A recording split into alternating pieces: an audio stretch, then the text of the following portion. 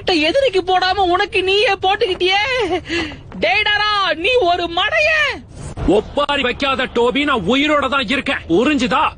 என்னப்பா இவன் சாவே மாட்டேங்கிறான். நம்ம சாதிச்சிட்டோம். சாஸ்கேவை நம்ம புடிச்சிட்டோம். உனக்குள்ள பல திறமை இருக்கு டேடாரா.